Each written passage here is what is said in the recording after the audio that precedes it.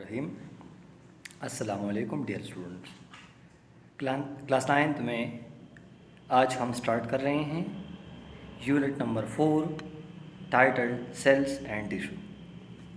Unit number 4 में हम बुनियादी तौर पर सेल्स के बारे में पढ़ेंगे, इसके जो इंटरनल कंटेंट्स होते हैं उसके बारे में पढ़ेंगे और डिफरेंट टाइप्स ऑफ सेल्स और टिश्यू, इस तरह की चीज़ें हम पढ़ेंगे। सबसे पहले हमें मालूम होना चाहिए कि जितने हमारे पास कुर्रे अर्ज़ पर लिविंग ऑर्गेनिज़म हैं, जानदार चीज़ें हैं, चाहे वो प्लांट हैं या एनिमल हैं, ये तमाम के तमाम सेल से बने हैं। सेल उनका बुनियादी स्ट्रक्चरल यूनिट भी हैं और बुनियादी फंक्शनल यूनिट भी हैं। स्ट्रक्चर के लिहाज से भी इनकी कंपोजिशन सेल्स ने की है और जो इनमें फंक्शन परफॉर्म करते हैं बुनियादी तौर पर ये बेसिकली सेल्स का फंक्शन है। कुछ ऑर्गेनिज्म यूनिसेलुलर होते हैं जिनके बॉडी में ओनली वन सेल होता है और वो तमाम एक्टिविटी परफॉर्म करते हैं। कुछ मल्टी सेलुलर होते हैं जिनमें मैनी सेल्स होते हैं। तो इस यूनिट में इंशाल्लाह हम इन चीज़ों के बारे में डिटेल के साथ डिस्कस करेंगे। सबसे पहले आते हैं माइक्रोस्कोपी की तरफ। The use of microscope is called microscopy. जब हम माइक्रोस्कोप को इस्तेमाल करते हैं, इसको यूज़ करते हैं, ये माइक्रोस्कोपी कहलाता है। और दुनिया में सबसे पहला माइक्रोस्कोप ज़िड जैनसन ने 1595 में डिस्कवर बनाया था हॉलैंड में। ये एक इंतहाई सिंपल माइक्रोस्कोप था, एक ट्यूब पर मुश्तमिल था और ट्यूब के एक सिरे और दूसरे सर पर 2 लेंस लगे हुए थे और इनका magnification power 3x to 9x था। मैग्निफिकेशन का मतलब है increase in the size of an image from its original shape और साइज। किसी चीज़ की ओरिजिनल साइज से उसका साइज को दुगना करना, बढ़ा देना, दिस इज कॉल्ड मैग्निफिकेशन। तो जेनसन का जो माइक्रोस्कोप था उसका मैग्निफिकेशन पावर 3 से 9x तक था। वो चीज़ों को 3 गुना से लेकर 9 गुना तक साइज में बढ़ाकर दिखा सकता था। ठीक है। दूसरा फिर इसके बाद आया ऑन्टन वेन लीeuwenhoek। ऑन्टन वेन लीeuwenhoek जो हैं वो एक डच साइंटिस्ट था और उन्होंने उससे एक बेटर माइक्रोस्कोप बनाया और उसी माइक्रोस्कोप का मैग्निफिकेशन पावर 250x था। वो एक चीज़ को 250 गुना साइज में बढ़कर दिखा सकता था। ठीक है। और ये सबसे पहला माइक्रोस्कोपिएट था, ये ऑन्टन वेन लीeuwenhoek, जिसने पहली मर्तबा जो है स्मॉल माइक्रोस्कोपिक चीज़ों को वो देखा था। ये ऑन्टन वेन लीeuwenhoek का माइक्रोस्कोप है, सिंपल उसी टाइम का। ठीक है। अब आते हैं मैग्निफिकेशन की तरफ, जिस पर मैंने ऑलरेडी थोड़ी सी बहस की, और रेजोल्यूशन की तरफ। तो किसी चीज़ का increase in the image size of an object is called magnification. किसी ऑब्जेक्ट का इमेज साइज इंक्रीज करना मैग्निफिकेशन है।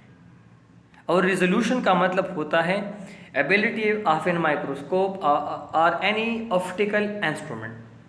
ये किसी माइक्रोस्कोप की खासियत या हर एक वो ऑप्टिकल इंस्ट्रूमेंट जो देखने के अमल या इसमें यूज़ होता है टू शो 2 ऑब्जेक्ट सेपरेटली, कि वो 2 चीज़ों को अलग अलग दिखाए। इस तरह की चीज़ें जो इंतहाई क्लोज एक दूसरे के साथ जुड़े हुए या वो इंतहाई साइज में स्मॉल होते हैं, तो उनको सेपरेट दिखाना रिजोल्यूशन है और इनका बड़ा दिखाना मैग्निफिकेशन है। मिसाल के तौर पर हमारी आँख का जो मैग्निफिकेशन पावर है वो 0.1 mm है। तो जो चीज़ें 0.1 mm से फिर कम हैं वो हमारी आँख डिस्टिंग्विश नहीं कर सकती, उनमें फिर फ़र्क नहीं कर सकता। ठीक है। पर माइक्रोस्कोप के लेंसेज चूँकि वो ज़्यादा हद तक वो डिस्टिंग्विश कर सकता है। तो सबसे पहले आते हैं लाइट माइक्रोस्कोप पे। लाइट माइक्रोस्कोप को लाइट माइक्रोस्कोप इसलिए कहा जाता है क्योंकि इसमें जो सोर्स होता है लाइट का वो आमतौर पर लाइट यूज़ होता है। ठीक है। तो हम इसमें लाइट को इस्तेमाल करते हैं एज अ सोर्स ताकि वो सैंपल हम देख सके, वो ऑब्जेक्ट हम देख सके, तो इसलिए इसको लाइट माइक्रोस्कोप कहलाते हैं। ठीक है। और इसमें जो ये एक समवट आज के कंपैरिजन में एक सिंपल माइक्रोस्कोप होता है, ठीक है। वो हम जो स्टेज होता है, स्टेज पर हम ऑब्जेक्ट को रखते हैं, उससे लाइट को पास करता है। फिर इसमें दो तरह के लेंस होते हैं, एक मैग्नीफिकेशन के लिए होता है और दूसरा रेजोल्यूशन के लिए होता है। तो हम चीज़ को मैग्नीफाइड और लार्ज साइज में देख सकते हैं। जो एक लाइट माइक्रोस्कोप होता है, इसका मैग्नीफिकेशन पावर 1500x होता है, 1500 गुना वो किसी चीज़ को बड़ा दिखा सकता है। और इसका रिजोल्यूशन पावर 0.1 माइक्रोमीटर होता है, ठीक है। इसके अलावा ये एक कंपाउंड माइक्रोस्कोप है। यहाँ पर आप देख सकते हैं आई पीस है, इसमें ऑब्जेक्ट लेंस है, स्टेज है, फोकस नॉब है और सोर्स ऑफ लाइट जो इल्यूमिनेटर होता है। तो ये आप बुक में इससे वाज़ेह इमेज देख सकते हैं। दूसरा हमारे पास है इलेक्ट्रॉन माइक्रोस्कोप।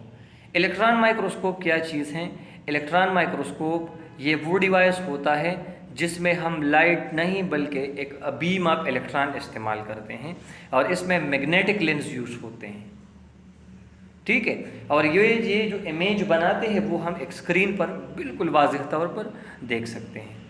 और इलेक्ट्रॉन माइक्रोस्कोप का रेजोल्यूशन पावर लाइट माइक्रोस्कोप से कई सौ गुना ज़्यादा होता है और ये 0.2 नैनोमीटर तक छोटी चीज़ों को इस स्टेज तक ये हमें चीज़ों को डिस्टिंक्ट दिखाते हैं, या ये इनका रिजॉल्विंग पावर है।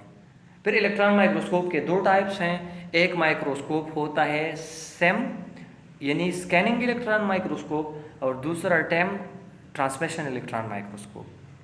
तो ये जो ट्रांसमिशन इलेक्ट्रॉन माइक्रोस्कोप हैं, ये सेल के इंटरनल जो ऑर्गेनेल्स होते हैं या सेल का जो इंटरनल एनवायरनमेंट है, इनके लिए इस्तेमाल होता है स्टडी के लिए।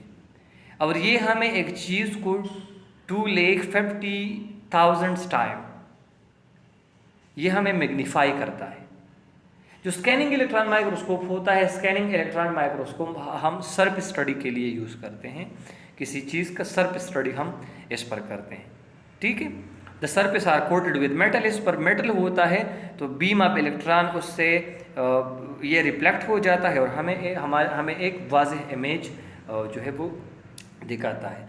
ये वो तमाम डिटेल हैं जो मैंने यहाँ पर पहले बताया। तो ये हमारे पास इस फॉर्म में है, तो आप ये टेबल अपने साथ नोट भी कर लें और इसको रीड कर लें ताकि प्रीवियस टॉपिक आपको समझ में आ जाए, ठीक है। आज के लिए हमारा होम असाइनमेंट होगा कि write and memorize types of microscope with their resolution and magnification power. Microscope के टाइप्स और इसका रेजोल्यूशन पावर, इसका मैग्नीफिकेशन पावर, ये आपको लिखना है अपने नोटबुक में। तो ये आपके लिए आज का होमवर्क है। इंशाअल्लाह आज के लिए ये काफ़ी हैं। कमिंग क्लास के बारे में फिर सेल थ्योरी वगैरह के डिटेल पढ़ेंगे इंशाअल्लाह।